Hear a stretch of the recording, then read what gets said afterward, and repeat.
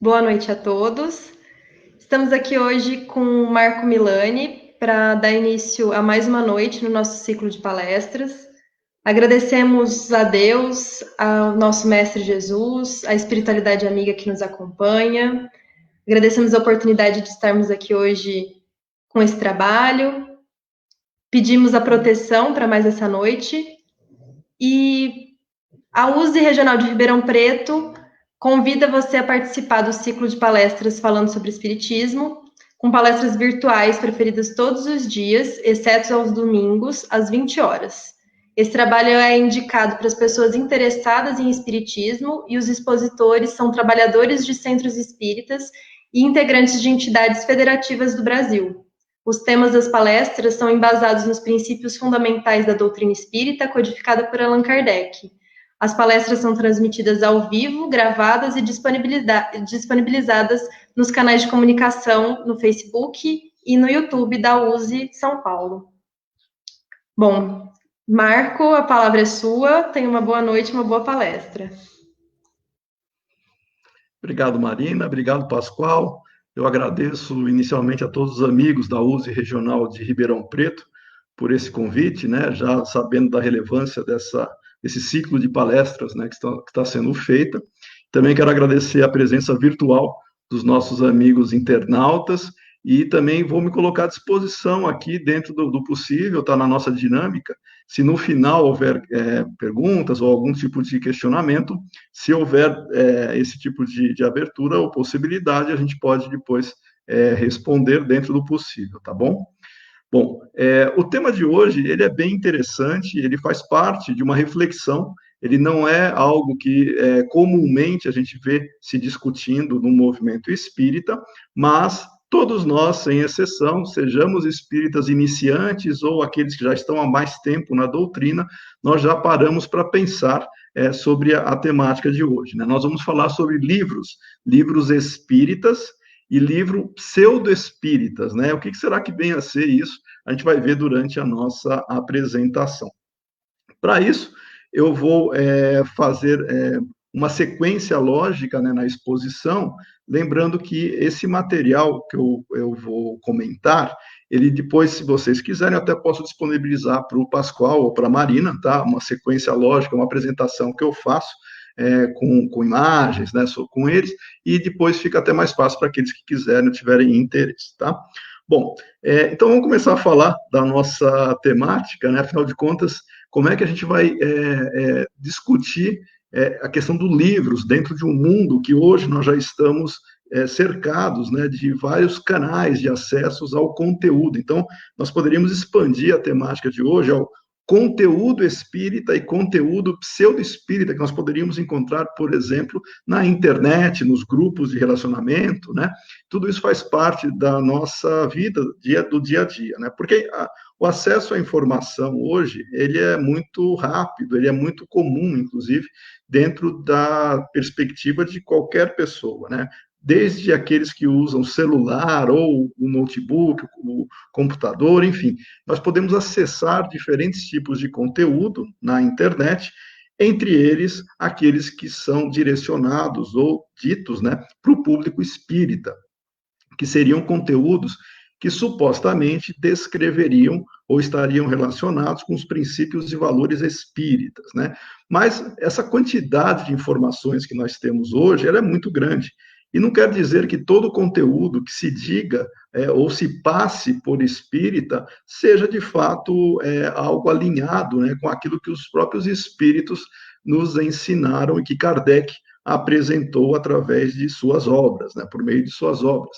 Então, num primeiro momento, nós, diante dessa avalanche de informações que nós temos, inclusive no meio literário também, as editoras lançam muitos livros a cada dia e destinados ao público espírita, especificamente. Como é que a gente vai separar, né, aquilo que nos agregaria informação, que estaria de acordo com os ensinamentos dos espíritos, e aquilo que poderia ter uma conotação um pouco mais lúdica, um pouco mais fantasiosa, que nós não chamaríamos de espírita, né, porque não estaria coerente com os próprios princípios e valores doutrinários. Então, como é que a gente separa o joio do trigo diante de um acesso hoje quase infinito, né, em termos de possibilidades que nós temos de comunicação sobre esse conteúdo? Nós temos que separar o joio do trigo. E essa separação, eu vou chamar de joio e trigo, uma comparação do que é, de fato, um conteúdo espírita e o que pode ser misturado e não ter essas características. Pode ser interessante, pode ser agradável até de se ter contato, ou de se conhecer, mas que não corresponde àquilo que os espíritos descreveram, inclusive, sobre a nossa própria realidade. Então, para isso, nós temos que fazer uma pequena ênfase da relevância de nós separarmos o joio do trigo, e eu selecionei algumas passagens que estão, inclusive, nas obras, né, de Kardec, para nós distinguirmos, né, e identificarmos como é que a gente pode fazer isso. Eu vou começar com Santo Agostinho, que no livro dos Médiuns, no capítulo 31, no item 16, ele faz o seguinte comentário: podeis tornar-vos um foco de luz para a humanidade, sabei logo distinguir o joio do trigo. Santo Agostinho já fala o seguinte: nós podemos contribuir com a humanidade, ou seja, participarmos com as nossas interações normais, desde que nós saibamos distinguir o joio do trigo, e esse foco de luz que ele remete é de conhecimento, de esclarecimento e de exemplos que nós podemos fazer. E aí ele continua: semeai unicamente o bom grão e preservai-vos de espalhar o joio, por isso que este impedirá que aquele germine e sereis responsáveis por todo o mal que daí resulte. Veja que Santo Agostinho, ele está trabalhando uma característica que faz com que nós tenhamos a preocupação de não buscarmos algo que seja fora daquilo que nós poderíamos contribuir para a humanidade.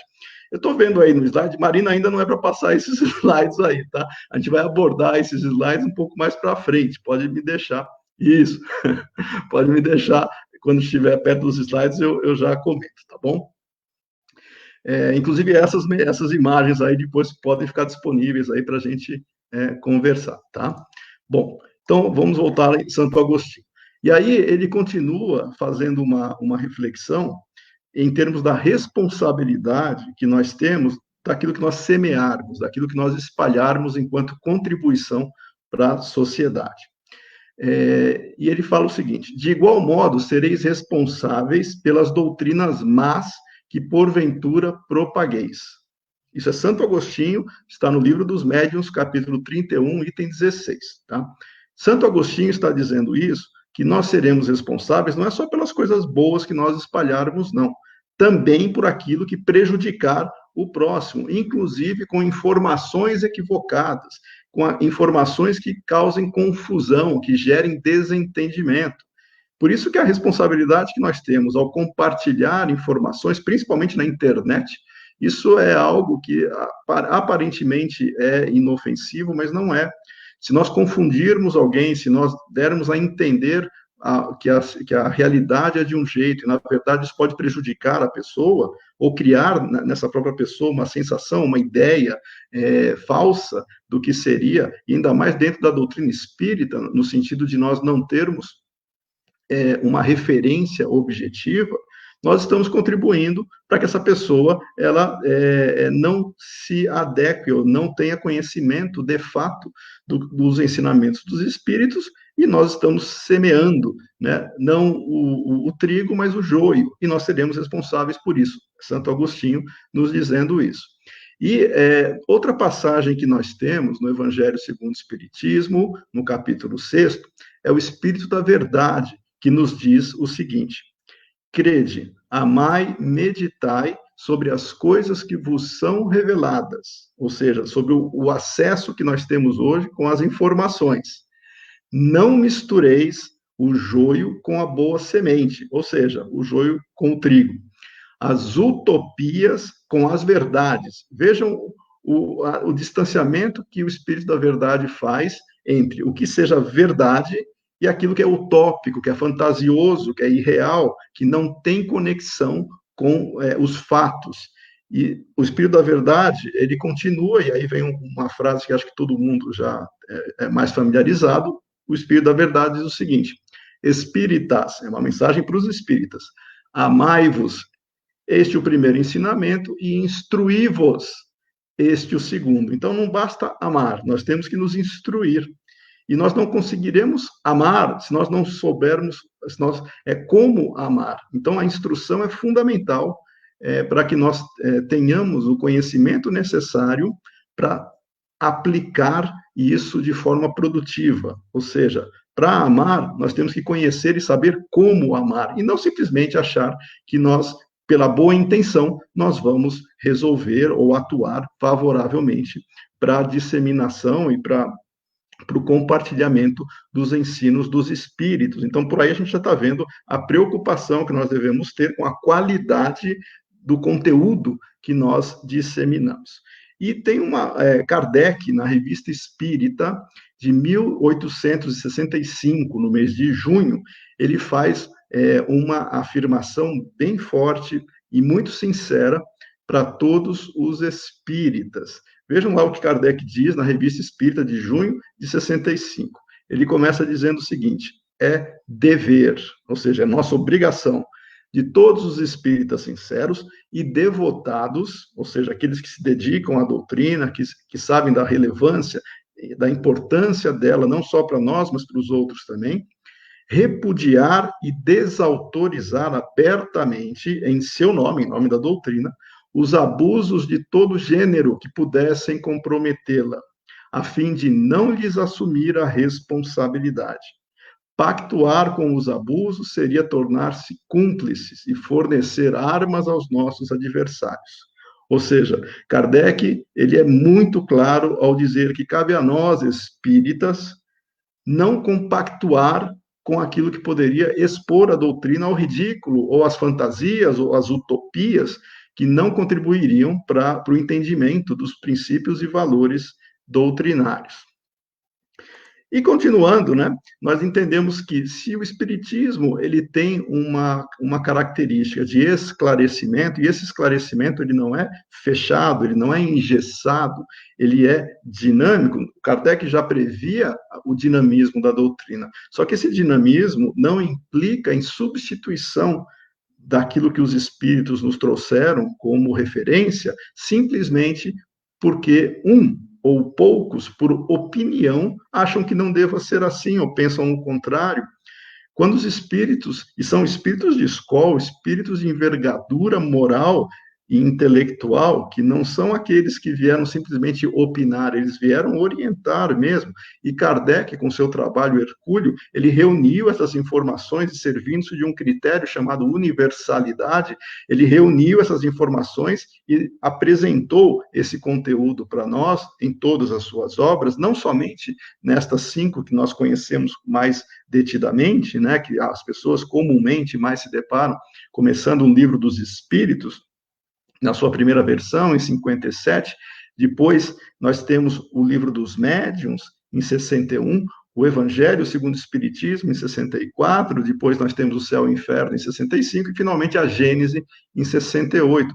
Mas não são só estas obras que Kardec produziu, nós temos, paralelamente a esta produção, nós temos vários registros e conteúdos que são fundamentais para aqueles que querem se aprofundar também na doutrina espírita, que estão, por exemplo, na Revista Espírita, ou em outras obras, como que é o Espiritismo, enfim, outras obras que Kardec fez para favorecer a reflexão, a ponderação. Então, quando nós vamos estudar Espiritismo, não é simplesmente achar que, lendo uma ou outra questão do Livro dos Espíritos, nós já estamos cientes e conhecedores daquele tema. Não, nós temos que entender o que os Espíritos disseram, desde o Livro dos Espíritos, por todas as obras que Kardec publicou, até a obra, a última que nós chamaríamos, que fecharia, né, esse ciclo, que seria a Gênese, em 1868. Ele teve mais uma obra que foi publicada, ele já estava pronta a obra, ele mandou para a gráfica, mas depois ele desencarnou antes da obra ser publicada, que é o Catálogo Racional,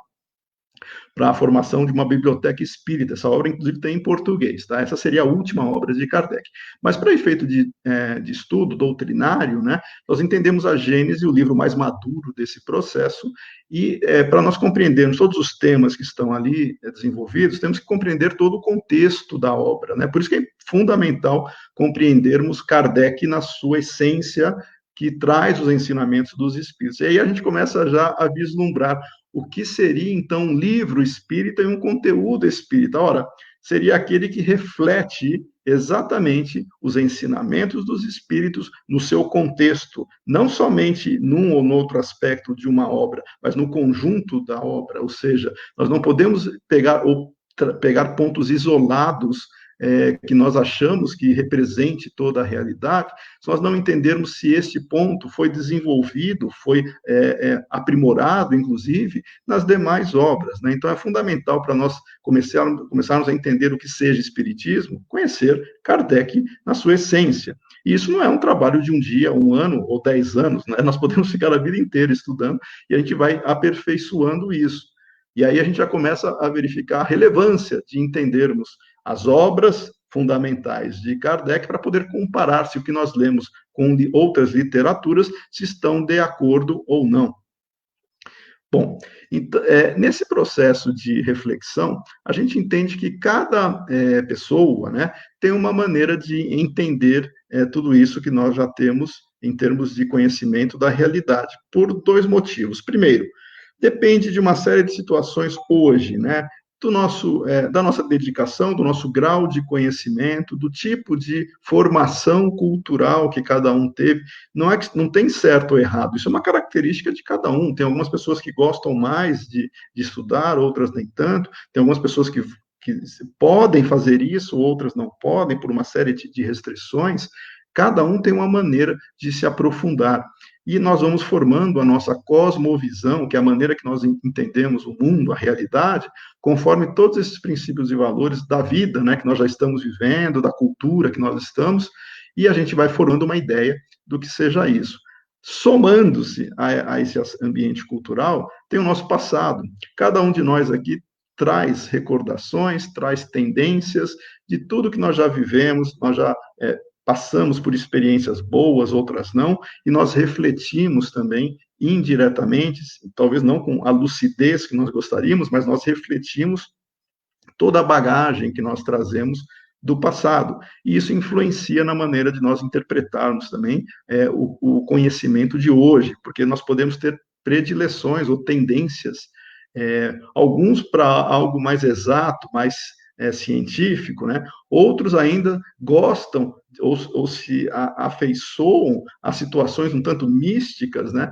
Porque é a preferência de cada um. A gente não pode obrigar as pessoas a pensarem todos da mesma maneira. Cada um tem um jeito, né? Então é justamente por isso que a interpretação desse conteúdo, ele também está sujeito à interpretação, claro, pessoal, que cada um traz, e por isso que há divergências, muitas vezes, na compreensão do que nós estamos lendo. Então, a gente tem diferentes aspectos culturais que devem ser comentados, e isso implica também em nós compreendermos o porquê de algumas pessoas, olhando a mesma coisa que nós estamos vendo, elas interpretam ou veem diferentes, tá? Pela bagagem, pelos conhecimentos, e Kardec, ele sempre usou a razão como referência, né? Kardec sempre colocou a razão como o balizador que nos uniria, porque a maioria, segundo Kardec, conseguiria enxergar, conseguiria ver de uma maneira um pouco mais comprometida com os fatos, com a realidade, do que a opinião, muitas vezes, desconectada ou descasada, né, desses fatos, imersa ainda em esse atavismo, né, que nós podemos trazer. Então, Kardec sempre usa a razão como balizador desse tipo de interpretação, que nos daria uma convivência sempre para o crescimento, tá? E essa busca, né, pelo conhecimento, pela verdade, ela faz com que nós tenhamos nas obras de Kardec a referência, o caminho. Mas não quer dizer que também nós não vamos nos fechar para a interpretação de novos fatos, novos pontos, né? Porque a ciência também avança, e a ciência é o grande incentivador, ou a incentivadora, né? Do desenvolvimento também, do descobrimento da realidade material. Nós vamos unindo o conhecimento que a ciência também nos traz diante daquilo que os espíritos nos trouxeram, e a gente vai entendendo a realidade de uma maneira cada vez mais profunda. Não quer dizer que nós não tenhamos desafios para enfrentar, porque a ciência, limitada à matéria, não consegue entrar em alguns assuntos que o espiritismo consegue fazer. Essa situação fez com que Kardec ele dissesse uma frase muito interessante, que está lá na Gênese, logo no primeiro capítulo, né, no item 16, ele fala o seguinte: o espiritismo e a ciência se completam um pelo outro. A ciência sem o espiritismo se acha impossibilitada de explicar certos fenômenos, unicamente pelas leis da matéria. Ou seja, a ciência trabalha com as leis da matéria e o espiritismo com as leis da natureza. É importante frisar isso para não confundir as duas coisas, tá? Leis da natureza implica em compreendermos também a realidade espiritual, e leis da matéria significa aquilo que nós temos enquanto possibilidade de observar, de tratar, enquanto estivermos encarnados. E ele continua: o espiritismo sem a ciência ficaria sem apoio e exame. Um precisa do outro para nós continuarmos a nos expandir, e eu faço até uma referência. Kardec disse isso em 1868. Einstein, o físico, né, no século seguinte, Einstein tem uma frase bem parecida, só que em vez de espiritismo, ele usa a palavra religião. Ele fala o seguinte: que a ciência sem religião é manca, e a religião sem ciência é cega. É uma frase bem interessante e muito próxima ao que Kardec já falava do espiritismo, no sentido de nós nos completarmos em termos de conhecimento. Por isso que é importante nós também não nos limitarmos a ficar presos com uma perspectiva, somente a perspectiva daquela que nos revelaram, e nós não termos os fatos para que nós tenhamos o suporte para comprovar se temos evidências daquilo que está sendo revelado espiritualmente ou mediunicamente, né? Então, isso é importante para nós já entrarmos agora no que caracterizaria um livro espírita. Seria justamente quando os valores, os princípios que este livro, ou esse conteúdo, né, que eu vou extrapolar agora para a nossa rede de comunicação, de tecnologia que nós temos hoje, eletrônica, na internet, quando se expressar a cosmovisão espírita, então a gente vai chamar isso de um livro espírita. Quando houver conflito, quando não estiver alinhado, quando tiver uma outra proposta que tenha a sua validade dentro de um outro contexto, mas não se caracterizaria como espírita, então nós temos que entender que não se trata de um livro espírita, porque tem conflito em princípios e valores. Agora sim, Marina, agora se você quiser pôr aquela imagem lá, eu agradeceria, tá? Até para a gente conversar aqui sobre o porquê de nós termos uma referência em termos de comparação, tá? Vamos lá. Essa imagem aí, ela pode nos ajudar a entender o seguinte: a palavra lá em cima é coerência doutrinária. Coerência é estar alinhado, nós termos uma afinidade perfeita com os princípios e valores. Nós sermos coerentes é buscarmos agir e compreender a realidade conforme os ensinamentos dos espíritos, no caso aqui espírita, né?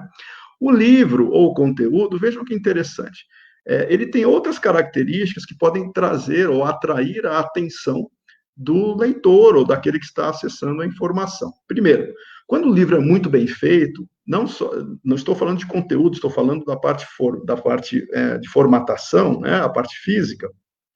Quando ele tem uma diagramação muito boa, um acabamento muito bonito, ele chama a atenção, tem uma estrutura lógica, no caso, aí já entrando um pouco na história, né, ou no tema que está sendo desenvolvido, no objeto de estudo, quando a redação é fluente, gramaticalmente escrita de uma maneira muito correta, né? Isso faz com que nós tenhamos qualidade no livro, sem discutir o mérito doutrinário, tá? Então, isso aqui é forma.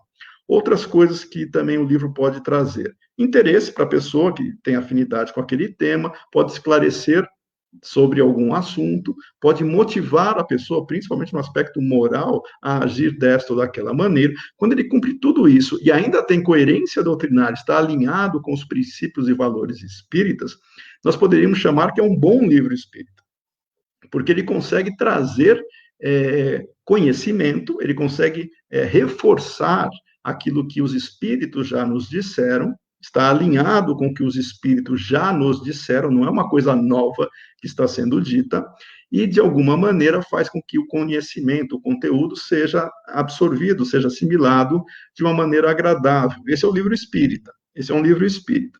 Vou pedir para a Kátia mudar agora, Kátia, não, desculpa, para Marina mudar o slide. Isso, por favor. Veja aí o esquema lógico que nós, lá na USE, né, nós usamos para ajudar a compreender como que uma informação em algum conteúdo pode ser considerada espírita ou não, doutrinária ou não. Eu acho que esse esquema lógico que está sendo apresentado, ele favorece isso. Bom, vejam lá. Imaginem qualquer afirmação, qualquer suposição que nós nos deparemos no conteúdo, seja no livro, seja na internet, aonde for. Tem lá uma afirmação. Essa afirmação, ela contradiz a codificação? Ela está em conflito com o que nós... Eu estou chamando de codificação aqui todas as obras de Kardec, tá? Não só os 5 livros, todas as obras. Ela contradiz a codificação, o ensino dos espíritos? Não, ela está alinhada. Então, nós aceitamos isso sem qualquer problema, porque o corpo teórico doutrinário, ele permanece, fica exatamente dentro da característica de nós trabalharmos o conceito espírita. Quando há contradição, quando há algum tipo de conflito doutrinário, ou seja, a gente vai agora para os fatos. Tem justificativa? Porque pode ter, ninguém engessou a doutrina, pode ter. Há evidência objetiva que justificaria aquela afirmação ou aquela suposição? Tem como provar, tem como evidenciar? Se a pessoa acha que não tem, nós deixamos de lado, não que nós... Esse refutar aí é aquilo que Kardec fazia, deixava de lado, até que fatos novos pudessem abraçar essa nova informação. Ninguém está refutando só por refutar. Se não houver evidência objetiva, se não houver como trabalharmos isso de uma maneira a fundamentar o que estamos dizendo e contradiz o que os espíritos já disseram para Kardec, nós não podemos aceitar isso cegamente. Nós temos que buscar fatos. Então, a gente deixa de lado e faz aquilo que o Erasto mesmo disse, né? É mais prudente, né? É melhor nós rejeitarmos 10 verdades do que aceitarmos uma mentira. Então, se a gente não tem evidência, deixa de lado até que se comprove. A pessoa acha que tem. Se ela acha que tem, então vamos colocar isso para discussão. Discussão aonde? Na comunidade espírita e entre aqueles que poderiam dar suporte, né, que seria a ciência, para fundamentar o que nós estamos tendo. Resumidamente, se a pessoa acha que tem evidência de alguma informação nova, põe isso para teste, põe isso para discussão. É assim que se faz na ciência. Não é, ninguém traz uma descoberta e se fecha. Coloca lá a prova, as pessoas vão criticar, as pessoas vão debater, vão ver se aquilo de fato tem fundamento. Se for uma revelação por um espírito ou uma opinião, isso não tem fundamento, isso fica de lado até que novas evidências possam fundamentar aquilo. Se isso foi discutido, foi debatido e não se fundamentou, não houve validação, nós deixamos de lado. Ah, não, houve validação. Então, o que os espíritos disseram para Kardec mostra-se o contrário. Ah, então a gente vai ter que reformular agora a doutrina espírita, porque ela foi estruturada em cima de princípios e valores que, se você põe uma contradição, você tem que refazer agora e reformular. Acontece que, até o momento, a gente não tem nenhum tipo de alteração de princípios e valores que tenham fundamentação. O que tem é pura especulação. Enquanto não houver fatos e evidências, Kardec continua válido. Ninguém está aqui fazendo um processo apaixonado de defesa deste ou daquele ponto. Nós simplesmente estamos colocando como nós tratamos doutrinariamente isso. Tem evidência? Foi discutido? Foi comprovado? Foi validado? Não foi? Então a gente deixa de lado. Tá? Esse é o processo natural que nós abraçamos com prudência. E não queremos fazer aquilo que nós temos, ao contrário, né? A fé raciocinada, ela exige fundamentação. Ela não abraça, dentro daquilo que nós chamaríamos de fé cega, alguma informação só porque a gente acha bonita ou faz sentido para aquilo que nós especularíamos. Tem que ter evidência. É assim que a ciência faz. Por favor, Marina, você pode passar para o outro slide? E o livro pseudo-espírita é exatamente esse aí.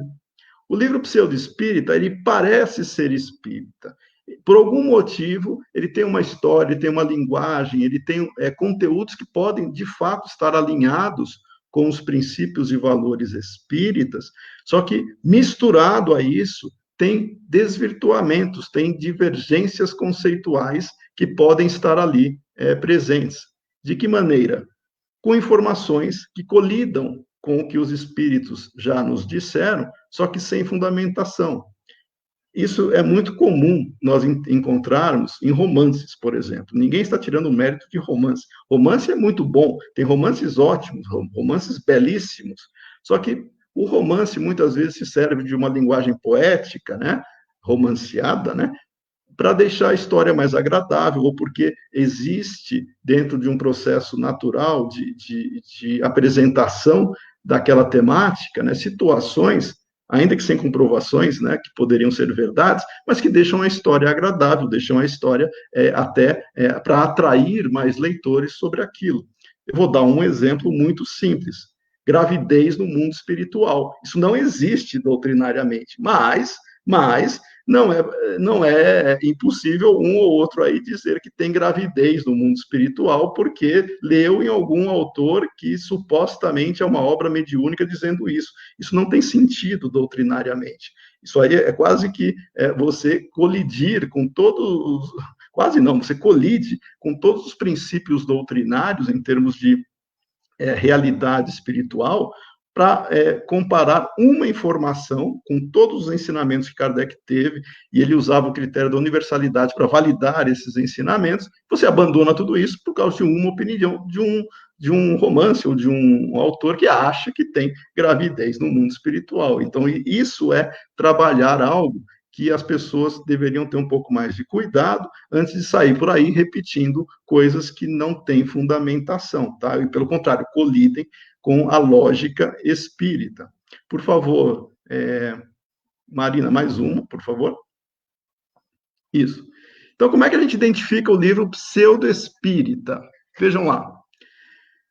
Primeira coisa, a gente tem que separar o que dentro do conceito que o próprio Kardec nos trouxe, né? O que é um livro espiritualista e o que é um livro materialista? Eu estou usando a palavra espiritualista no sentido amplo, tudo aquilo que é oposto à matéria, a visão materialista, né? Que acha que não existe nada mais além da matéria. Todo mundo que acha que tem uma alma, um espírito, uma essência, qualquer coisa que sobreviva à matéria, ele é espiritualista. O espiritismo está dentro desta grande abordagem. O espiritismo é espiritualista, tá? Mas nem tudo que é espiritualista é espírita. Isso é importante deixar claro, o próprio Kardec faz isso no Livro dos Espíritos. É espiritualista. Tem a aparência espírita, ou seja, tem elementos que nós estamos familiarizados, ou que a gente considera que seja da temática espírita, né? Ou que a gente conseguiria identificar como coerente dentro da lógica espírita? Não tem. Claramente tem informações ali que nós vamos colocando de lado porque não estão condizentes com o conhecimento espírita. Então, esse é fácil de você colocar ali e já descartar. Ele pode ter algum ponto de contato com o espiritismo, mas tem divergências muito claras. Por exemplo, vou dar outro exemplo aqui. Vamos supor que a pessoa esteja lendo algum tipo de literatura ou romance, qualquer coisa, que diga lá que o espírito ele tenha reencarnado em corpos de animais, que seria a metempsicose, né?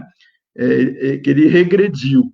Isso não existe na doutrina espírita. Outras doutrinas espiritualistas admitem, pensam que existem. Ok, cada um tem a sua maneira de ver, né? Principalmente doutrinas orientalistas, que acreditam na metempsicose, né? Nós temos escolas antiquíssimas que acreditavam na mente, na metempsicose. Então, tudo isso faz parte da cultura da humanidade, mas não é espírita. Ou seja, não é porque não seja espírita que não possa ter valor histórico, valor, de uma boa leitura agradável e tal, mas não é espírita. Tá? Então, esse é um ponto que já tira o livro para a classificação de espírita. Só que ele pode ter elementos ali dentro que, se a pessoa não percebe, ela vai tomar como espírita, ele passa a ser pseudo-espírita. Ela só vai acreditar em metempsicose se ela não tiver lido, né, os ensinamentos dos espíritos, conforme Kardec tem apresentado. Bom, e aí continua.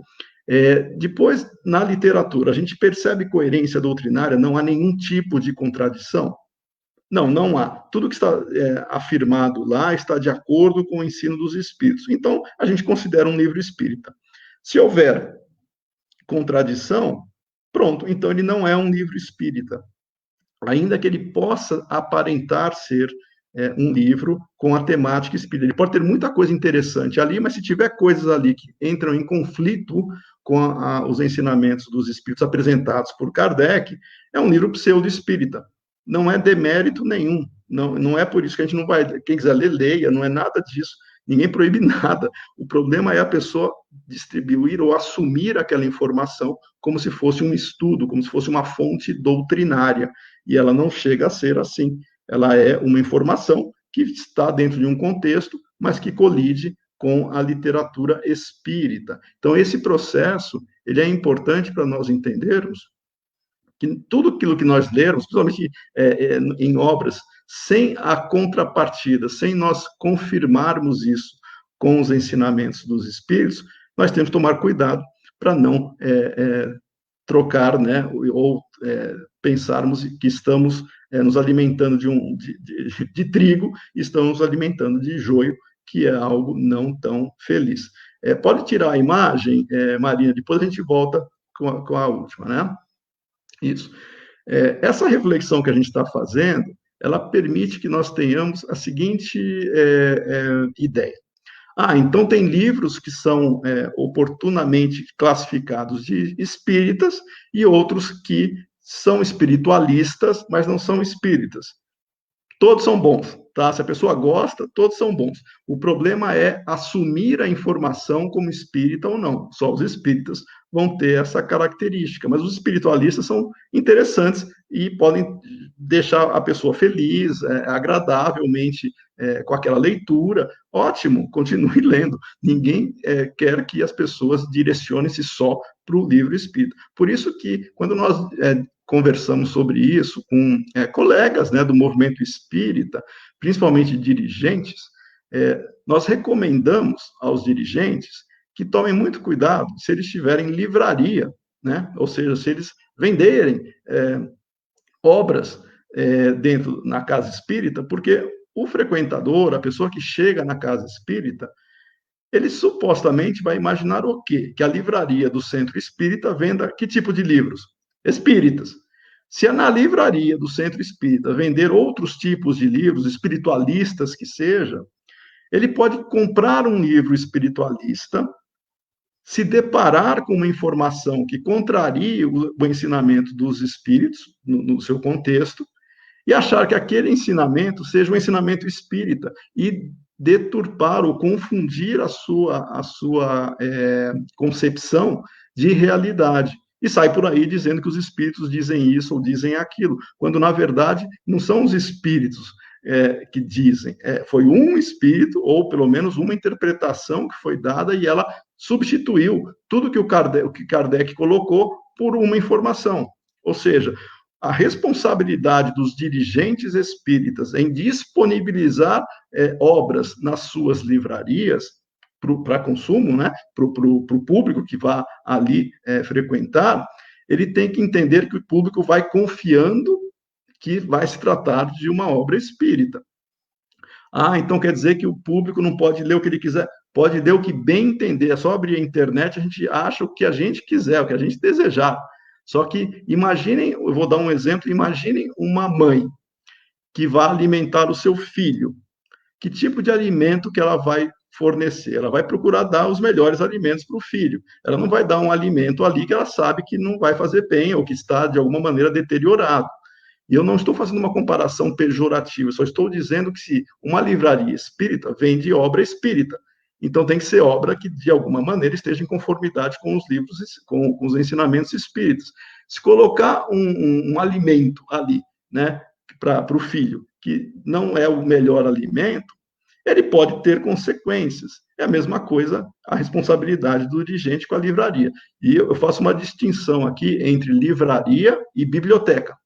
A biblioteca é um ambiente de estudos, e na biblioteca a gente pode ter o livro que bem entender, desde que classificados para o público saber que está lendo uma obra, ou que busque uma obra, que vá encontrar ou conhecimento doutrinário ou possa ter algum tipo de divergência. Por exemplo, nesse último livro que eu comentei que Kardec fez, o Catálogo Racional, para se formar uma biblioteca espírita, ele classificou lá em 3 grupos. Ele colocou as obras fundamentais, né, aquelas que os espíritos, através de uma série de critérios que Kardec se serviu de convergência das ideias, não eram opiniões, eram convergências das ideias dos espíritos, e eram espíritos elevados, apresentaram com relação à realidade espiritual. Kardec colocou num segundo grupo obras que tinham conexão com a temática espírita, só conexão, eles aproximavam-se da temática espírita, eram interessantes para a leitura do estudioso, porque ele poderia comparar diferentes perspectivas sobre aquele mesmo assunto espiritual, né, dentro da realidade espiritual. Ou seja, não eram obras espíritas só, por definição, eram obras espiritualistas em geral. E o terceiro grupo, vejam que interessante, Kardec coloca obras de contraditores, quem atacava o espiritismo, quem colocava, ou pelo menos procurava denegrir, inclusive, o espiritismo no seu aspecto de relevância, né? E por que ele colocava essas obras também, né? Para nós entendermos que é importante conhecer as críticas. Veja, sem as críticas nós não crescemos, sem críticas nós não temos como identificar elementos que deveriam ser repensados. As críticas são válidas para nós reforçarmos os próprios conceitos ou identificarmos falhas que nós estamos tendo dentro de algum aspecto. Então, ninguém tem que ter medo de crítica, não. E Kardec colocava isso. Kardec era um pesquisador, era um estudioso, ele não tinha medo de crítica, não. E aquilo que era necessário, ele respondia, né, para a sociedade, inclusive. Então, Kardec tinha essa preocupação. E no contexto que ele fazia, em termos de sugestão, ele falava de biblioteca. E aí a gente traz agora para o centro espírita. Biblioteca é uma coisa, a pessoa vai lá, vê as obras classificadas, né? Quero obra de estudo, quero obras em geral, quero obras de contraditor, se tiver, ok. Na livraria, a pessoa vai pela primeira vez na casa espírita, como é que ela vai separar o que é uma coisa da outra? Não tem como. Você põe uma obra lá na prateleira da livraria, que necessariamente ela contém informações equivocadas doutrinariamente, que bem que nós estamos fazendo para esse indivíduo? Nenhum, né? Então, esse tipo de situação tem que ser repensada, não é só vender livro para arrecadar recursos, é tomar cuidado com a referência que nós damos. Se a pessoa quer ler qualquer tipo de autor, ela tem acesso. Não precisa colocar na livraria tudo que você acha que vai se encontrar no mercado editorial. Seleciona, coloca o que é bom ali. É a mesma coisa da ideia da mãe, seleciona os alimentos que vai dar para o filho. Se a pessoa quiser ler outras coisas, ela tem infinitos canais para acessar isso. Então, aquela ideia de que, estão me proibindo de ler. Ninguém proíbe ninguém de ler. Nós temos hoje a internet, pode comprar ou acessar o conteúdo qualquer um que quiser. É só tomar cuidado com a referência que nós estamos dando e a responsabilidade de oferecer que tipo de informação ou de conteúdo para os frequentadores da casa, tá?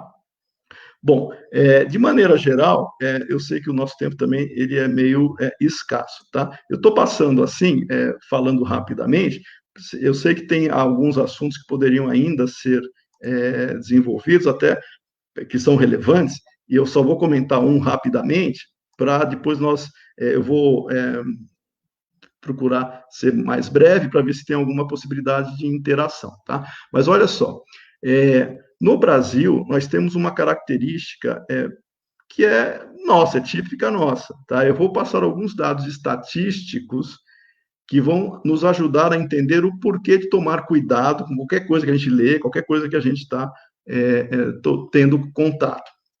E outra frase também, o porquê não basta nós simplesmente sugerirmos para a pessoa, leia Kardec. Não é só leia Kardec, é como ler Kardec, tá? Então vamos lá.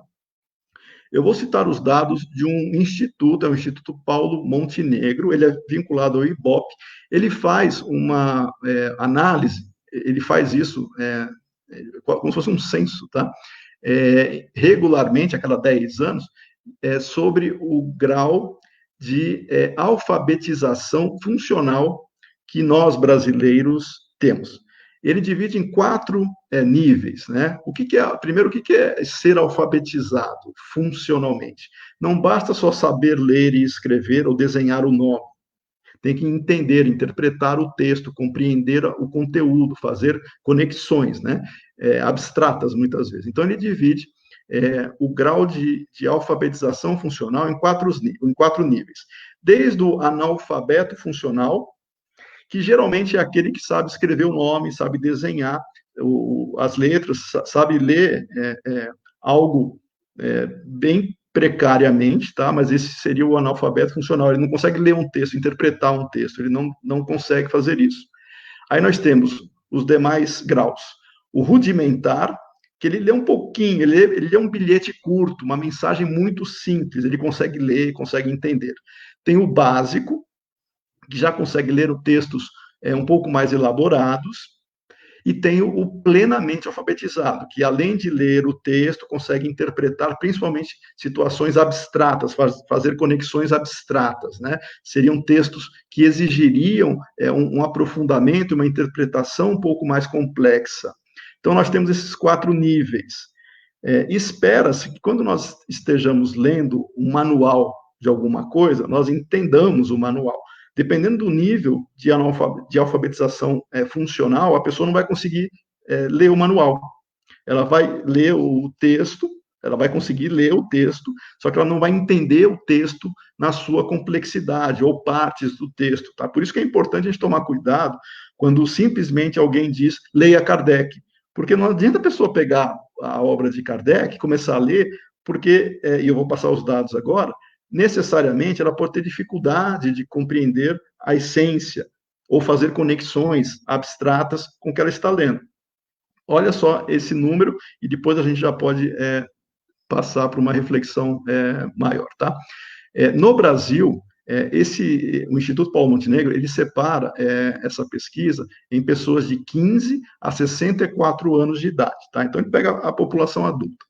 15 anos já é um jovem, né, mas ainda é um jovem, mas quase indo para adulto. Tá? Então, de 15 a 64 anos, dos jovens até os adultos.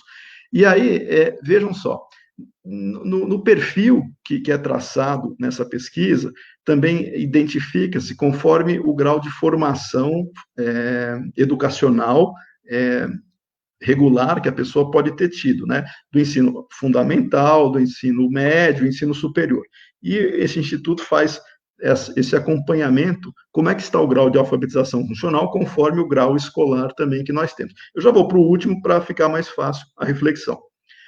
Ensino superior, aqueles que estão ou que, de alguma maneira, vivenciaram uma experiência no nível superior, na faculdade.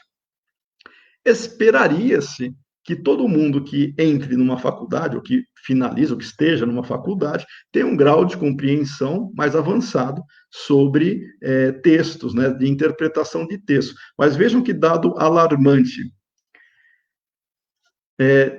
De todos os alunos pesquisados, né, todas as pessoas pesquisadas do ensino superior,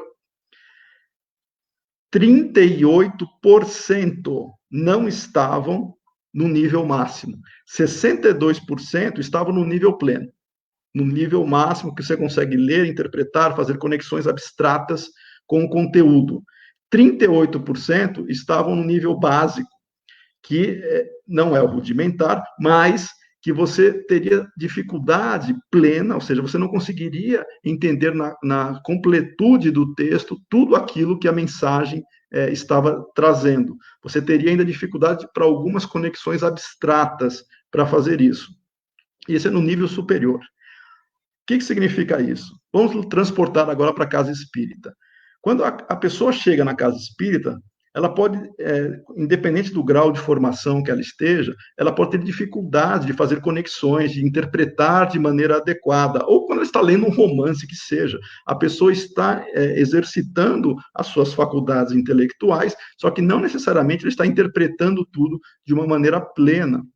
Se nós temos essa dificuldade com um grau superior, vamos transportando isso para a casa espírita, quando alguém fala, leia Kardec, você vai entender tudo, não é assim, porque ler Kardec, lembra que nós falamos das obras no seu conjunto, desde o Livro dos Espíritos, né, as revistas espíritas, até a Gênese, quando você trabalha todos esses conhecimentos e procura fazer conexão entre os conhecimentos, não é uma coisa que da noite para o dia alguém consiga fazer. Então, na literatura espírita, o cuidado que nós temos que ter é compreender a sua profundidade e, dentro do possível, reforçar os conceitos, não só falando para a pessoa ler, mas com palestras, com troca de ideias, com eventuais tipos de eventos que possam favorecer a pessoa a refletir sobre aquilo. O centro espírita tem que fornecer elementos para a pessoa não ficar presa só num canal de fonte de informação. Por isso que nós temos palestras e outros tipos de situação. Isso daí vai reforçando, vai ajudando a formar o conceito. E aí vem a dificuldade também. Imagina que nesse conjunto de coisas que nós temos para ajudar a formar os conceitos, misturam-se ali informações que não são fidedignas, informações que são desvirtuadas no sentido doutrinário, tipo esse da gravidez no mundo espiritual. Agora, imagina alguém que está chegando a casa pela primeira vez e escuta isso, né? Ela vai gravar aquilo e vai achar que, de fato, os espíritos se reproduzem no mundo espiritual, que não tem sentido nenhum um negócio desse. E aí, como é que fica, então, a responsabilidade de todos, né? Então, quando a gente fala de literatura espírita, é importantíssimo nós sempre incentivarmos a preocupação doutrinária e nunca ficarmos presos somente num conceito de que nós achamos que é assim, então eu vou reproduzir isso.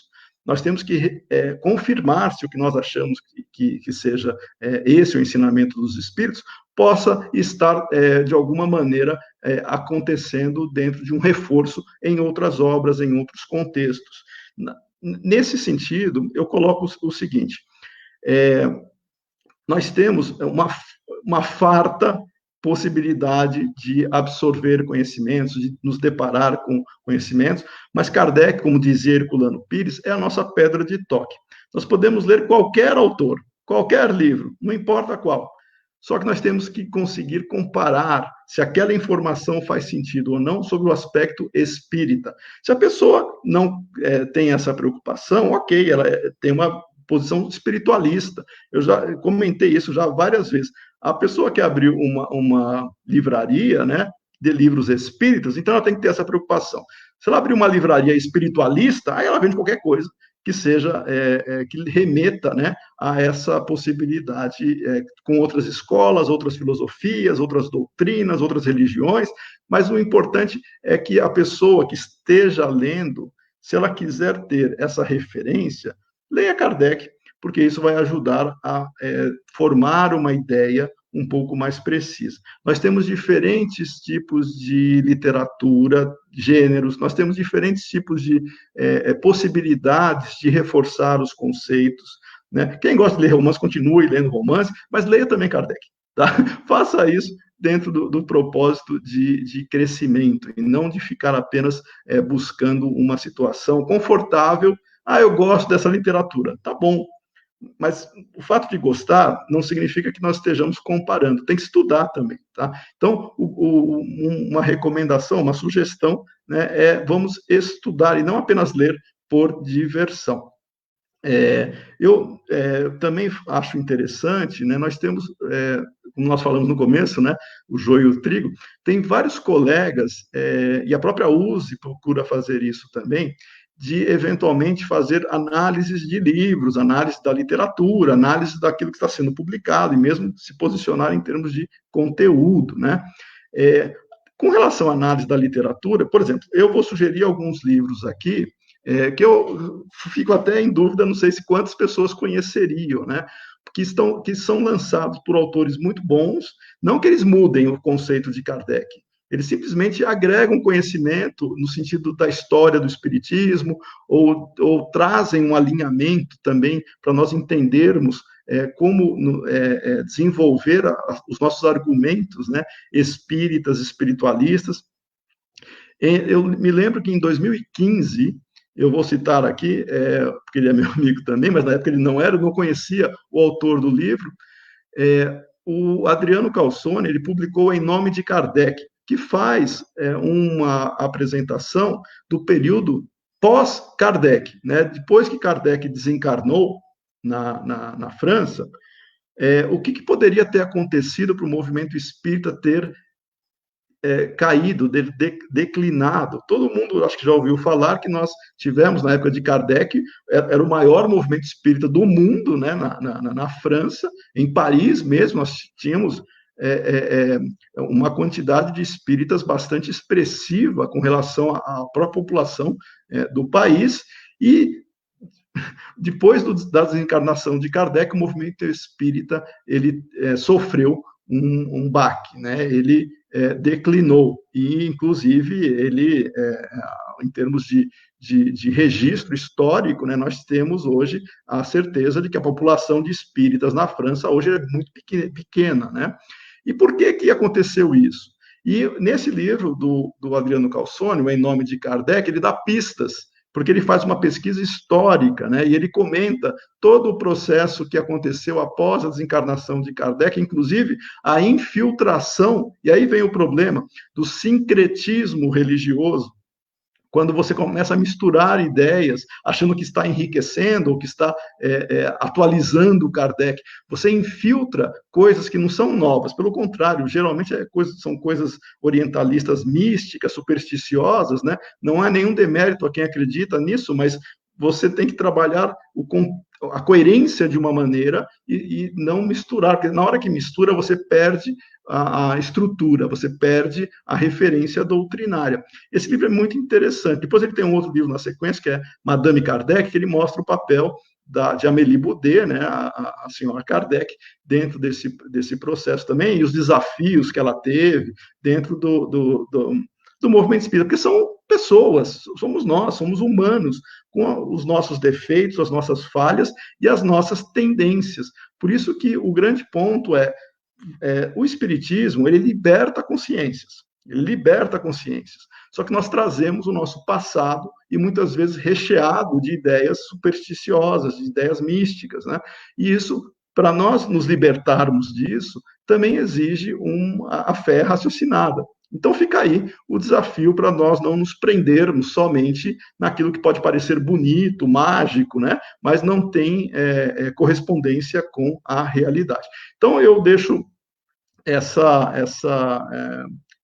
agora sim, Marina, pode colocar o último slide, só para uma reflexão nossa aqui.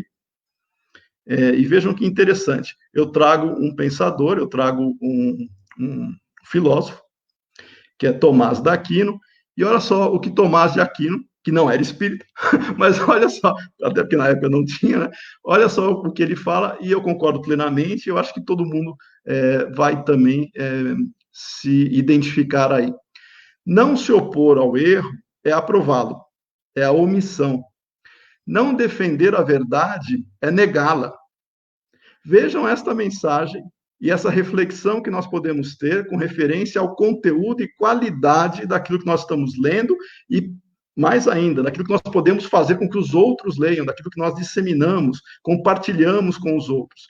Vamos buscar entender o que nós estamos fazendo. Se nós queremos passar alguma coisa dentro da ótica espírita, vamos procurar fazer com que esta ótica seja coerente.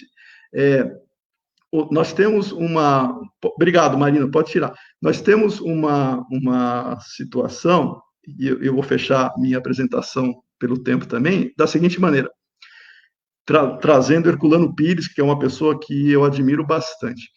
O Herculano Pires, ele tem vários textos, vários livros, né, sobre essas reflexões também que nós estamos fazendo, e ele diz o seguinte: aquelas pessoas que acham que Kardec está ultrapassado, desatualizado, é porque elas não conhecem Kardec, elas não se atualizaram em Kardec. 150, 160 anos atrás, para nós, espíritos, não é nada. Não é nada. Vejam que dentro do Evangelho segundo o Espiritismo, nós temos algumas passagens que nos remetem ao movimento de aprimoramento da humanidade. Aí começa lá com Moisés, né, que seriam as 3 revelações, Moisés trazendo a ideia de Deus único, depois Jesus, né, trazendo a proposta, né, de Deus bom, de Deus misericordioso, e já nos colocando uma série de referências morais em termos de desenvolvimento para nós alcançarmos o verdadeiro reino de Deus, que estaria em nós mesmos. E depois nós temos aquele que Jesus disse, e ele prometeu que enviaria, né, que seria o Consolador prometido, e o Espiritismo, ele se faz no papel, nós não somos exclusivistas, não é fora do Espiritismo não há salvação, não é nada disso, mas o Espiritismo, ele traz quase que uma revolução moral no planeta, né, porque nós compreendemos a realidade onde nós estamos, e isso faz com que nós nos transformemos, nós não nos entendermos como seres espirituais, e qual que é a nossa relação com esta realidade, com o futuro, com aquilo que nós estamos fazendo para nós mesmos, nós não vamos conseguir nos libertar, muitas vezes, de ideias equivocadas do passado. Então, aqueles que acham que têm informações novas, leiam com um pouco mais de profundidade Kardec, vamos ver se essa informação nova tem sentido ou não, tá? Então, eu encerro aqui a minha apresentação, pergunto para a Marina e para o Pascoal se dá tempo de nós interagirmos com os nossos colegas, se não der, eu me coloco à disposição também depois para conversar, mas eu fico à disposição e eu já agradeço desde já, tá? A atenção, a paciência e as reflexões que foram feitas. Marco, foi excelente a palestra, muito obrigada. Nós podemos sim ir para as perguntas, nós temos algumas perguntas aqui. Essa primeira é do Carlos Carvalho, perguntou: Marco, na sua concepção, os livros ditados por Ramatiz e os livros que abordam a apometria, vendidos em muitas casas espíritas, são considerados pseudo-espíritas? Tem uma outra pergunta aqui também que se relaciona com essa, que é a do Márcio Antônio Dias, que falou também isso, né? Ramatiz e apometria devemos colocar na biblioteca? Biblioteca é uma coisa, livraria é outra, né? Então, vamos só separar aqui, tá? Na biblioteca a gente pode pôr o que a gente quiser, tá? É só classificar o que nós estamos lendo, se é uma literatura espiritualista ou se é uma literatura doutrinariamente de acordo com Kardec, tá? Então, no caso, a gente tem, foi citado Ramatiz, né? Aí citaram a apometria também, né? Olha, é bem interessante porque isso faz com que nós tenhamos a seguinte referência. Não é o autor em si, é o conteúdo. É o conteúdo, porque misturado a coisas interessantes, podem ter coisas ali que não façam muito sentido, tá? Então, é justamente não o autor em si, mas o que pode ter na literatura que faz com que nós tenhamos divergência doutrinária. Ramatiz tem, claro. Ramatiz tem divergência doutrinária. Ele tem coisas interessantes, tem coisas válidas, mas tem divergência doutrinária. Nós temos várias coisas que acontecem ou que são repassadas no movimento espírita pela falta de entendimento daquilo que os espíritos disseram para Kardec e acham que a opinião de um autor seja suficiente para suplantar aquilo que os próprios espíritos disseram. Essa ideia que Jesus era um e Cristo era outro não tem sentido dentro do aspecto doutrinário. A ideia de que vai passar um planeta chupão para retirar todo mundo, né, aqueles que não acompanharem e tal, isso é Ramatiz que traz. Não tem confirmação disso, não tem correlação disso sob a ótica doutrinária, até porque imigração de espíritos, isso é constante, nós fazemos isso toda hora, não precisa vir passar aqui um cometa ou qualquer outra coisa, um planeta, próximo para fazer com que nós sejamos atraídos. Vou dar um exemplo, lá na revista Espírita, Mozart, o espírito Mozart, aquele que reencarnou o músico, né? Ele deu uma comunicação, sabe onde ele estava? Fazendo uma pergunta provocativa. Ele estava em Júpiter, ele estava em outro planeta, né? Isso está lá na revista Espírita. Não precisa passar um planeta perto para que os espíritos se desloquem, né? Nós vamos nós viajamos pelo pensamento e vontade, tá? Sempre a nossa relação é pensamento e vontade. Então, autores que de alguma maneira mistificam, têm uma predileção orientalista, não é nenhum demérito, tá? Todos têm valor, todos são bons, no sentido de, se moralmente agrega a pessoa e faz ela se sentir melhor, ótimo. Se está tornando a pessoa melhor, ótimo. Mas tomem cuidado para chamar alguns aspectos que são colocados ali de algo doutrinário. Ramatista, ele tem elementos que são interessantes e tem elementos antidoutrinários que colidem com a lógica espírita, tá? Não é nenhum demérito. Eu sei que tem muita gente que vai ficar zangada, vai ficar incomodada, mas não tem como a gente fugir desse processo natural de comparação com o que os espíritos disseram. Vou falar outra coisa que vai, a apometria, que foi comentado também. Um colega nosso, físico, o Alexandre Fonseca, ele, da USE também, né? Ele tem vários textos e trabalhos muito interessantes, eu recomendo, inclusive, foi o Carlos que perguntou, né? Estou vendo aqui. Viu, Carlos? A apometria tem... o Lacerda, que foi o proponente dessa técnica, né? O Lacerda, lá do Sul, ele propôs uma técnica que, na sua propositura, ele apresentou uma série de dados técnicos, científicos, e, ao fazer a análise desses dados técnicos e científicos, não existe correlação, não tem como nós fundamentarmos isso com o conhecimento científico que nós temos. O Alexandre Fonseca, que eu comentei, ele é físico, e ele pegou as equações que o Lacerda fez ali, e dentro do aspecto de discussão, ele apresenta o porquê nós não reconhecermos aquela fundamentação que o Lacerda propôs na apometria como válida doutrinariamente. Eu sei que tem várias casas que adotam a apometria, não é ótimo, adotem, não é esse o problema, mas é assumir a fundamentação como doutrinária, que daí gera conflito. Tem pessoas que foram até a casa onde faz a apometria e seria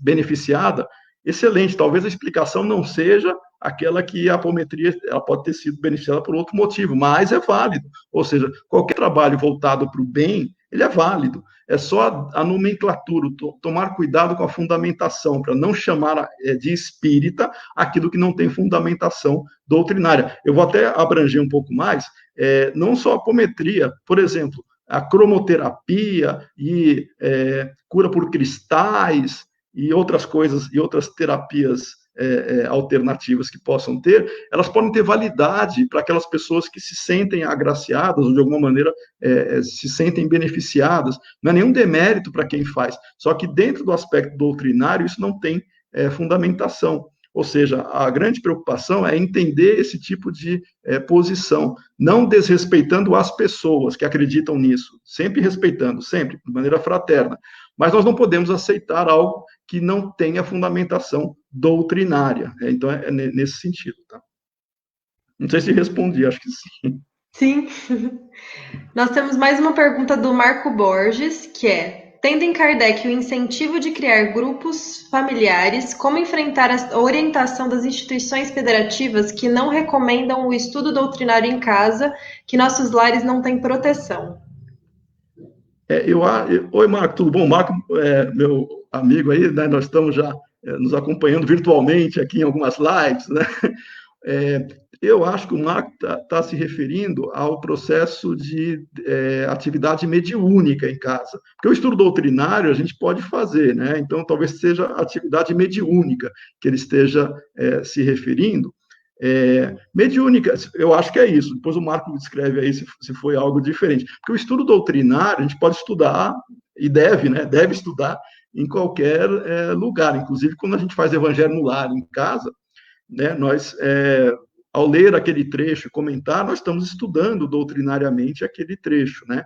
Talvez a atividade mediúnica, aí sim, a atividade mediúnica, ela exige médiuns que, de alguma maneira, saibam o que esteja acontecendo, né? E não a vulgarização do ato. Vou até fazer uma lembrança aqui, que talvez ajude na reflexão. Quando Moisés proibiu a comunicação com os mortos, veja, o fenômeno existe. Se as pessoas, dentro daquela realidade e da sintonia que nós trazemos, a sintonia nós temos em qualquer lugar, em qualquer momento, seja em casa, no centro espírita, no trabalho, em qualquer lugar, nós temos vínculos espirituais. A atividade mediúnica é que, dentro de um aspecto de reunião, nós temos, está lá no livro dos médiuns, nós temos diferentes tipos de reuniões. Tem reuniões instrutivas, tem reuniões de assistência, né? No Brasil, largamente as pessoas, quando falam de atividade mediúnica, sempre pensam em atividade de assistência espiritual, né? Para espíritos sofredores, alguma coisa dessa natureza. O centro espírita, nas reuniões que são feitas, existe uma preparação, existe todo um cuidado, né, para que você tenha não só o ambiente preparado, mas que sejam pessoas mais experientes, que tenham pessoas experientes próximas a ajudar aqueles que vão vivenciar a atividade mediúnica. Esses cuidados, eles são válidos. Não que não se possa ter em casa, não é isso. O Divaldo Franco, né, o médium, e outros médiums, o Chico, né, eles psicografam sozinhos, né? Então, a atividade mediúnica existe, não é uma questão de você proibir ou não. A recomendação é que você não procure fazer algo que você não tenha domínio daquilo que você esteja fazendo, porque daí pode acontecer ou pode provocar situações embaraçosas ou mais desagradáveis. Então, é nesse sentido. Tá? Não que não seja possível, porque o fenômeno pode acontecer, não é isso. É só o incentivo a que o ambiente seja preparado, que existam pessoas experientes para conduzir o processo, para que se faça de uma maneira adequada, né? Tanto para reuniões instrutivas quanto para reuniões de assistência. Tá? É isso? É isso, o Marco respondeu aqui que ele procurou abranger o conteúdo e você foi muito feliz na resposta. Aí nós temos uma próxima pergunta que é do Márcio Antônio Dias, e ele pergunta: e os livros da Zíbia? Devemos tê-los na biblioteca, considerando a sua fala? Nem na livraria e nem na biblioteca nós disponibilizamos, já que a própria autora dizia que suas obras não eram espíritas. A própria autora, de fato, ela entrou usou esse discurso, tá? Para o Márcio, eu diria o que a gente comentou, a biblioteca, você tem livros ali que servem para estudo, né? Então, desde que você classifique as obras e indique para as pessoas, não é qualquer pessoa, quem está chegando na casa pela primeira vez, e tem livros ali que a gente sabe que tem conteúdo não tão alinhado doutrinariamente, não seriam os livros mais adequados para recomendar, né? Então, no caso, o que o Márcio está dizendo é que eles, nem na biblioteca, nem na livraria, né? Como uma questão de reserva. Também não é o fato dela não ser espírita, né? Naquele livrinho, o Catálogo Racional, que o Kardec, ele recomenda todo tipo de obra, né, com a temática. Vou dar um exemplo. Ele recomenda a cabana do Pai Tomás, né? Veja lá, porque trata da reencarnação, um trecho ali trata da reencarnação. Então, vários tipos de literatura na biblioteca, mas desde que bem organizada, bem classificada, que a pessoa que esteja conduzindo a biblioteca, né, consiga dialogar e entender o interesse e a possibilidade da outra pessoa ter acesso a alguns tipos de livro, dependendo do que ela queira buscar, né, eles são bem-vindos. Os livros da Zíbia são agradáveis, né, tem uma literatura, tem um público enorme, né, que gosta dos livros da Zíbia, é só aquela preocupação que a gente teve de não fazer com que nós substituamos a leitura de Kardec por outras obras. Romances, não adianta, romance, por mais que a gente considere que ele seja agradável, moralmente ele incentive, ele pode ter ali elementos que, de alguma maneira, contradigam o alinhamento doutrinário. Tá? Alguns romances que são muito conhecidos, né? Por exemplo, Há 2000 anos. Eu gosto muito do romance Há 2000 anos. Só que quando você tem ali algum tipo de linguagem poética que você usa, por exemplo, o público dizendo para alma de minha alma, né? E depois vem com a ideia de não existe alma gêmea, não existe isso na literatura espírita, tá? No sentido de uma alma completar a outra, que nós seríamos incompletos. Então não existe essa conotação. E na literatura romanceada, principalmente, pode dar a entender que exista a alma gêmea, né? Que teria uma pessoa predestinada a fazer você feliz dentro de um aspecto único, né? Sem querer destruir sonhos, né? Principalmente de pessoas que gostam de fantasiar nesse ponto. Mas nós não temos, o espírito é autônomo, nós não temos dependência de um outro espírito para sermos felizes. Claro, pelos vínculos espirituais, nós temos sim afinidades com este ou com aquele espírito, né? Principalmente da família espiritual, que um ajuda o outro, inclusive em encarnações, isso nós temos mesmo, mas nós não chamamos de alma gêmea, são espíritos afins, mas de maneira alguma nós criamos dependência do outro para sermos felizes, porque daí nós ficaríamos incompletos, tá? Então é mais nesse sentido que nós temos que tomar cuidado com a linguagem romanceada que pode surgir. Nós temos mais uma pergunta do Mário Gonçalves, aqui da USE Intermunicipal de Ribeirão Preto. Ele pergunta: é possível formar bons leitores? Se sim, de qual maneira? Olha, a gente incentiva sempre a boa leitura, né? Aí vem, de novo, a ideia de sempre incentivar a leitura de Kardec, em primeiro lugar, no sentido. Leitores espíritas, né? Acho que é isso que o Mário está comentando, né? Para a gente entender da literatura espírita, a análise crítica do que nós estamos lendo, Kardec fazia isso, né? Muito interessante. Eu sugiro, inclusive, isso é algo bem interessante, e o Mário é diretor da área de estudos, ele sabe melhor que ninguém isso, né? Eu sugiro o seguinte, para todos os nossos amigos espirituais, inclusive, e internautas, todo mundo. Quando nós estamos num processo natural de análise do que nós estamos lendo ou vendo, quanto mais nós nos preocuparmos com o conteúdo, mais nós vamos nos tornando críticos no sentido positivo, né? E nós vamos construindo para nós uma autocrítica também sobre aquilo que nos interessa ou não, daquilo que é útil ou não. Eu entendo que nós temos uma infinidade de títulos, né, que nós poderíamos ler. Por uma questão de ofício, né, lá no departamento de doutrina da USE, eu tenho que ler vários livros, eu e a equipe inteira, que chegam até a USE como sugestão de divulgação e tal. E a gente lê vários tipos de livro. Quando a gente lê com essa ideia de verificar se tem coerência ou não. Não é só olhar a história, é olhar se tem coerência doutrinária ou não. O bom leitor é aquele que espírita, é aquele que tem a fundamentação, né, dentro de si em verificar se aquilo que está sendo dito tem coerência ou não. Esse seria o bom leitor dentro do aspecto crítico. No aspecto moral, tudo que motivar a pessoa a se tornar uma pessoa melhor, uma pessoa de bem, é bem-vindo. Tudo. Isso daí faz parte do processo nosso, né, natural, de crescimento interior. Eu sei, acho que ninguém perguntou, mas não sei, eu não li todas as questões, mas eu já vou antecipar aqui. Autoajuda não é livro espírita, tá? Autoajuda tem um mérito, tem toda a concepção de fazer a pessoa se sentir melhor, é bem-vindo, mas não quer dizer que a gente vai classificar um livro de autoajuda como espírita, só porque ele é bom para a pessoa.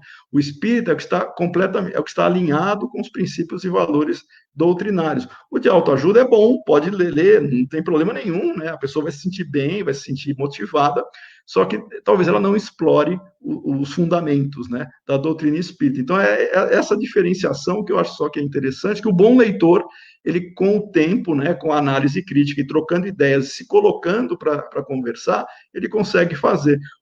Sozinhos, né, como se fosse um autodidatismo, nós poderíamos também nos aprofundar, claro, mas quanto mais nós conversarmos com outras pessoas, melhor. O Mário está melhorando a pergunta aqui, eu estou lendo, agora eu estou conseguindo ler aqui. Só antes de... Colocado, Mário. Exato, depois do Salatiel. Isso, ele falou, melhorando a pergunta, que atividades os centros podem desenvolver para formar bons leitores espíritas? Isso. Compreendendo a realidade de cada local, de cada cultura, de cada elemento, porque a gente sabe, dependendo de onde o centro está, tem um perfil de frequentador, tem um perfil de público, né? Tem alguns mais afeitos a uma literatura um pouco mais densa, tem outros ainda num processo de quase que de descobrimento da doutrina e precisa de vários reforços por palestras, por conversas, por grupos de estudos, né?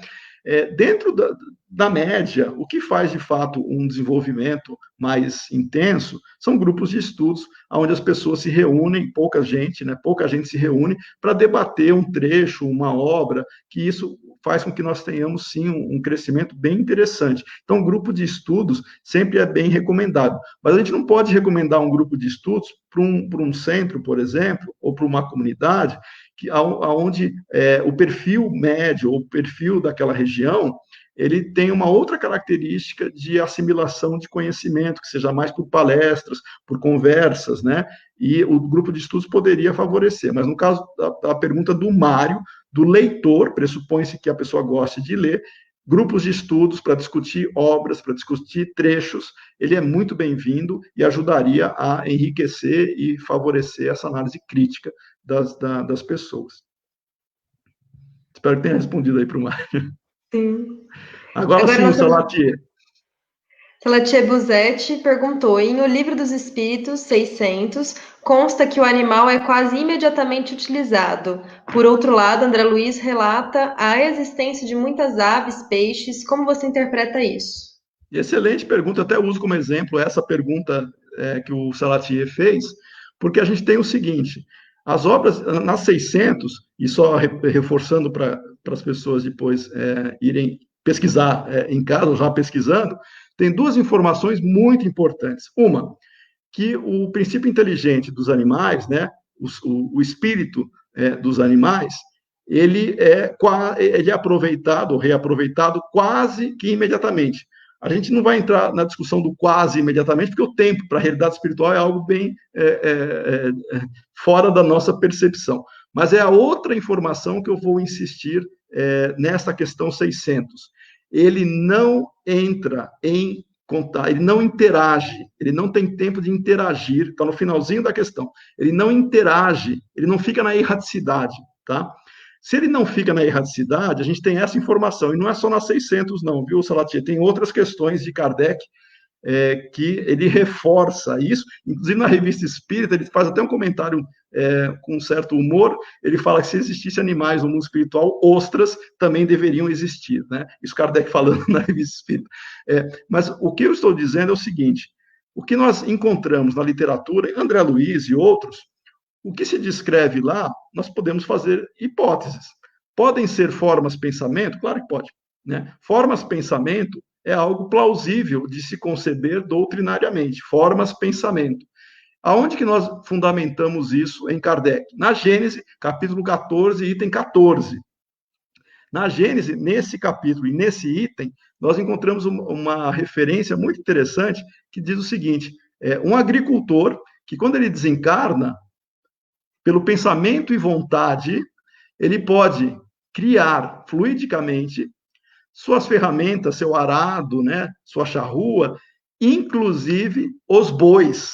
Inclusive os bois. Ou seja, se pelo pensamento e vontade nós podemos criar fluidicamente, né, formas, inclusive animais, é uma hipótese que sugere-se responder essa possibilidade. Mas, doutrinariamente, nós ficamos com Kardec e, até que se prove o contrário, nós não entramos no processo natural de comparação e substituição do que os espíritos disseram, porque André Luiz disse isso. Tá?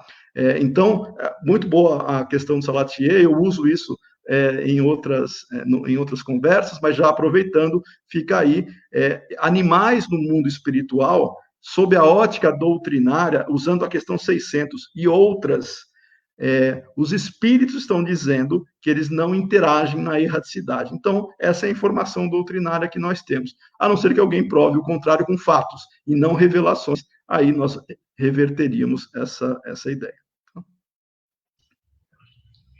A próxima pergunta é do Jader dos Reis Sampaio. Ele pergunta: O livro História do Espiritismo, que está na estante, escrito por Conan Doyle, é espírita ou espiritualista? Primeiro, eu quero mandar um abraço para o meu grande amigo Jader, né? Psicólogo de Minas Gerais, professor também, grande amigo da Liga dos Pesquisadores, né? Então, eu tenho grande admiração e respeito pelo Jader. Obrigado por participar. O Jader faz uma colocação extremamente feliz aqui, porque o livro História do Espiritismo, do Conan Doyle, e só aproveitando esse momento, inicialmente, né, ele foi traduzido no Brasil, né, como História do Espiritismo, mas o título original dele é História do Espiritualismo, né, que o Conan Doyle coloca, está em inglês lá, História do Espiritualismo. E depois, as edições mais recentes desse livro, acho que já estão com História do Espiritualismo, né. O que nós temos nesse livro é um relato de várias situações dos fenômenos mediúnicos, inclusive, que chegaram nessa onda espiritualista logo depois de Hydesville, em 1848, né, nos Estados Unidos, com as irmãs Fox. Logo depois disso, nos Estados Unidos formou-se, né, um movimento espiritualista que atravessou o Oceano Atlântico e entrou na Inglaterra, entrou na França. E vários relatos desse movimento espiritualista são descritos por Conan Doyle, que reserva muito pouco para falar de Kardec, né? Muito pouquinho lá ele deixa lá, ele chama de movimento espiritualista francês, né? Que ele poucas páginas para falar de Kardec, né? O livro é relativamente denso, mas, então, respondendo, ele seria espiritualista no sentido de relatar uma série de fenômenos e fatos com a abordagem espiritualista. Vários pesquisadores ingleses, eles são espiritualistas, mas não quer dizer que eles não tenham validade, né? O Jader é um estudioso, ele, inclusive, já traduziu, né, alguns pesquisadores. São pesquisadores espiritualistas que estudavam um fenômeno mediúnico, muito válido, mas não quer dizer que eles adotassem, por exemplo, a reencarnação. Vários espiritualistas ingleses, eles tinham muita dificuldade de aceitar a reencarnação. Inclusive, isso é um fato muito comum em países anglo-saxônicos. É muito interessante isso. Só aproveitando a pergunta do Jader, Mari, se você me permitir, a gente está falando de livro, né? Fica aqui uma sugestão também. Não é porque o livro, que não é o caso que o Jader perguntou, é outra coisa. Não é porque o livro está escrito lá, psicografado, que ele é livro espírita. Até porque muitas editoras dão preferência para esse tipo de abordagem, né, que ponha lá na capa livro psicografado, porque vende mais, porque existe um público muito ávido por esse tipo de literatura. Não é porque é livro psicografado, pelo menos supostamente psicografado, a gente não tem certeza que tenha sido mesmo, que aquilo vai se caracterizar como livro espírita, porque é o conteúdo que vai fazer com que ele seja caracterizado ou não. Tá? Obrigado.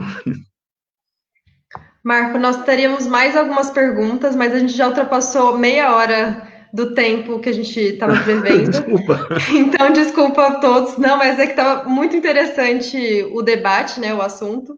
Então, nós fomos deixando um pouco mais. Mas a gente agradece muito a sua participação, a sua presença. Pedimos desculpas ao pessoal, né, para a gente extrapolar o horário. E a gente deixa um espaço se você quiser fazer suas considerações finais.